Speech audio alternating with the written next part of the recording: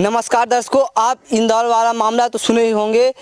इंदौर वाला मामले में एक ही हफ्ते बाद पत्नी अपने पति को मरवा देती है। अब जाती है हनीमून मनाने के लिए मेघालय में ऊपर से जो है कि हनीमून मनाते समय उसके बाद अपने प्रेमी के साथ मिल करके अपने पति का मौत का घाट उतार देती है। आइए इसी पे एक लोक गायिका हैं, उनसे इस गायकी के माध्यम से सुनते हैं कि इस मामले पे इन्होंने क्या लिखा है। सबसे पहले आपका बहुत बहुत स्वागत है। धन्यवाद। और जितने भी दर्शक हमको देख रहे हैं सबको दिल से प्रणाम है। और जहाँ तक कि आप सब जानते हैं कि इंदौर में जो हत्याकांड हुआ है राजा रघुवंशी का, उस मामले पर हमने एक गीत लिखा है। मैं चाहूंगी कि वो गीत अपने दर्शकों को सुना दूं।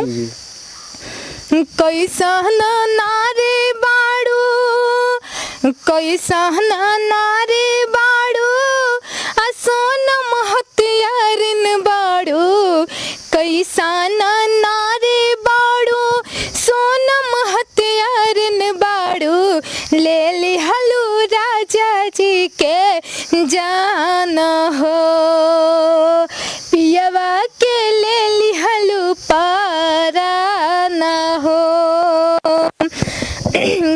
कैसा नारे बाड़ू, सोनम हत्यारिन बाड़ू, कैसा नारे बाड़ू, सोनम हत्यारिन बाड़ू, ले लिहलू राजा जी के जाना हो, पियवा के ले लिहलू पाराना हो। इंदौर के राजा रघुवंशी सोना मारा हाले हो, 11 मई के शादियारा चावले हो। इंदौर के राजा रघुवंशी सोना मारा हाले हो, 11 मई के शादियारा चावले हो। यार संगे प्यार कैलू, अपियावा परिवार कैलू, यार संगे प्यार कैलू, पियावा परिवार कैलू, ले लिहलू राजा जी के जाना हो, पियावा के ले लिहलू पाराना हो।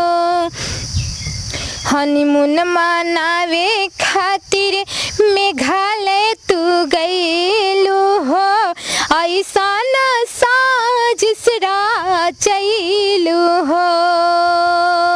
हनीमून मनावे खातिर मेघालय तू गईलू हो, ऐसा न साजिश रचैलू हो।